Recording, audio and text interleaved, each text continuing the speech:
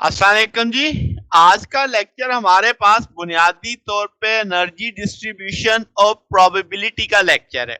इसमें फिर हम समझते हुए एक एग्जांपल भी देखेंगे और एग्जांपल देखेंगे मैक्सवेल बोल्ट्जमैन डिस्ट्रीब्यूशन की कि वो कैसे इस बात को समझा पाता है कि एनर्जी डिस्ट्रीब्यूशन से क्या मुराद है, प्रोबेबिलिटी हम कैसे डिस्कस करते हैं। तो शुरू करते हैं जनाब। हमारे पास मेन टॉपिक है energy distribution and probability. Let's say हमारे पास एक क्लोज सिस्टम है जो गैसेस पार्टिकल्स के ऊपर है। इसका मतलब उनकी फिक्स्ड अमाउंट ऑफ एनर्जी है क्योंकि सिस्टम क्लोज है। कोई एक्सटर्नल फोर्स सिस्टम पे एक्ट नहीं कर रही। इसका मतलब total energy, total momentum conserve रहने वाला है। ठीक है। अच्छा, अब क्या जनाब कि एनर्जी जो होगी वो डिस्ट्रीब्यूट होगी जो पार्टिकल्स की मुख्तलिफ तरीकों से। अब ये जो डिस्ट्रीब्यूशन है, ये जो एनर्जी की तकसीम है, ये बदलती रहेगी। क्यों? पार्टिकल जब एक दूसरे से टक्कर खाएंगे, अपनी डायरेक्शन बदलेंगे, बाउंड्री के साथ टक्कर खाएंगे, तो उनकी एनर्जी स्टेट्स में बदलाव आएगा। ठीक है। तो इसका मतलब ये जो कांस्टेंट चेंज हो रहा है, तो किसी एक पार्टिकल की वेलोसिटी मालूम करना तो फिर बहुत मुश्किल हुआ, क्योंकि हर लम्हा तो उसकी स्टेट क्या हो रही होगी, चेंज हो रही होगी। तो अगर हम नेचर ऑफ पार्टिकल मूवमेंट समझ लें, तब हम प्रेडिक्ट कर सकते हैं, प्रोबेबिलिटी बता सकते हैं कि पार्टिकल एक सर्टेन वेलोसिटी पे होगा एट गिवन टेम्परेचर, कि एक मखसूस टेम्परेचर पे पार्टिकल इस वेलोसिटी पे मुमकिना तौर पे हो सकता है। प्रोबेबिलिटी है ये। ठीक होगी बात। तो अब इसका मतलब काइनेटिक एनर्जी जो है वो अब डिस्ट्रीब्यूट होगी एक discrete amount known as quanta, यानी एक मखसूस एनर्जी लेवल हो सकता है, उनके अलावा कोई नहीं हो सकते, और एक से ज्यादा लेवल होंगे ऐसे। ठीक है। अब आप अज्यूम करें कि किसी एक वक्त पार्टिकल जो है वो एक certain amount of kinetic energy रखता है, यानी उसका एक सर्टेन क्वांटा उसके पास है। अब क्या हुआ जनाब कि ये जो क्वांटा है ये डिस्ट्रीब्यूट होंगे अब मुख्तलिफ 3 डायरेक्शनों में। तो इसका मतलब जो वेलोसिटी स्टेट है मॉलिक्यूल की, वो एक्स वाई जेड 3 एक्सिस में किसी भी तरफ हो सकता है।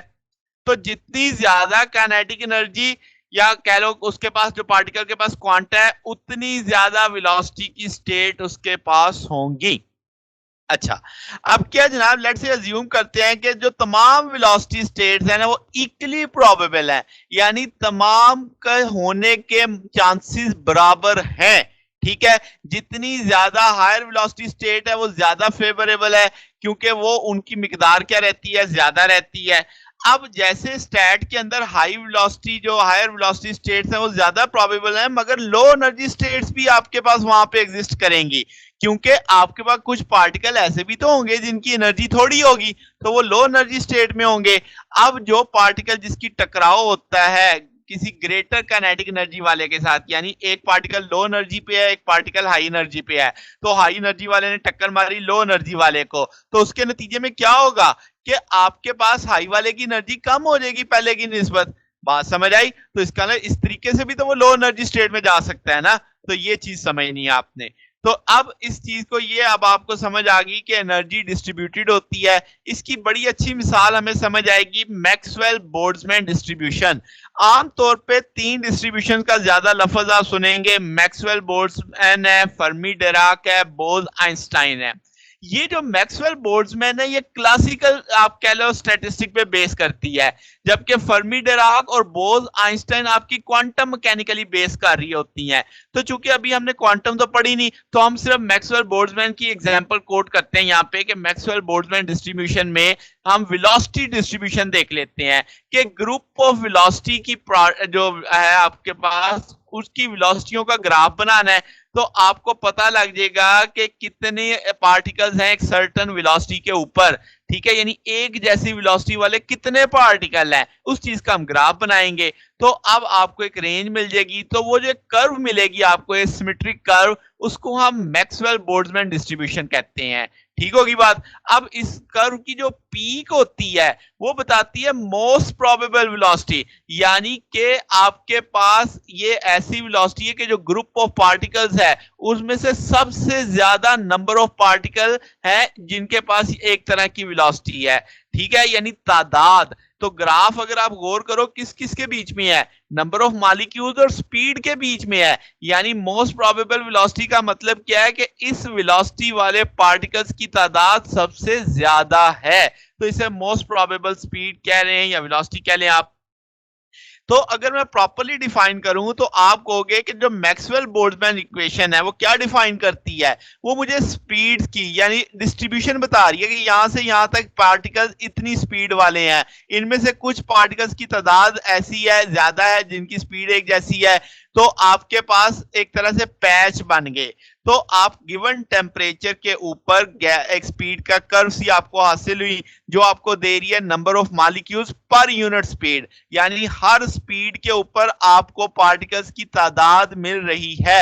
आपके पास मोस्ट प्रोबेबल से पीछे, मोस्ट प्रोबेबल से आगे, तो पार्टिकल्स की तादाद कम होगी, यानी एक जैसी वेलोसिटी वाले पार्टिकल्स की तादाद कम होती चली जाएगी। अब जब आप वेलोसिटी डिस्ट्रीब्यूशन समझते हो तो ये टेम्परेचर और मास ऑफ पार्टिकल पे डिपेंड करती है। तो अगर मैं टेम्परेचर समझाऊं तो टेम्परेचर से काइनेटिक एनर्जी बढ़ जाएगी। अब जब काइनेटिक एनर्जी बढ़ेगी तो उनकी रेंज भी तो बढ़ जाएगी ना। तो इसका मतलब ये हुआ कि आपका जो बोल्ट्जमैन मैक्सवेल बोल्ट्जमैन की कर्व है वो स्प्रेड हो जाएगी, वो फैल जाएगी। इसका मतलब क्या हुआ कि रिलेटिव मैक्सिमम शिफ्टिंग है, जैसे आप यहाँ पे देख सकते हो T1, तो आपके यहाँ पे इसकी पीक देखो बड़ी है, इसकी पीक कम हो गई। इसका मतलब जब टेम्परेचर थोड़ा था तो आपकी मोस्ट प्रोबेबल वेलोसिटी वाले नंबर ऑफ मॉलिक्यूल ज्यादा थे, तो अब आपके जैसे ही टेम्परेचर बढ़ा तो उनकी रेंज बढ़ गई। आपने देखा वो ज्यादा वेलोसिटी कवर कर रहे हैं, ये रेंज वेलोसिटी की ज्यादा कवर हो रही है। तो ये बेसिक आपके पास एक कंसेप्ट है। अब आने वाले लेक्चर्स में हम मैक्सवेल बोल्ट्जमैन डिस्ट्रीब्यूशन को वेलोसिटी के लिहाज से भी डिटेल में समझेंगे, पूरा फार्मूला, पूरा सारा कुछ देखेंगे, और फिर एनर्जी के लिए भी देखेंगे कि Maxwell Boltzmann distribution energy distribution कैसे एक्सप्लेन कर रही होती है। तो यही हमारे दो बड़े मेजर टॉपिक रह गए हैं, तो आने वाले दिनों में वो देखेंगे। अगर आपको इसमें कोई बात पूछनी हो, कोई डाउट हो तो नीचे कमेंट्स में पूछ सकते हैं। वीडियो अच्छी लगी हो तो वीडियो को लाइक कीजिएगा, दोस्तों के साथ शेयर कीजिएगा, चैनल को भी सब्सक्राइब कर दीजिएगा। अब तक के लिए इतना ही, बकिया इंशाल्लाह फिर नेक्स्ट देखेंगे। ओके, अल्लाह हाफिज।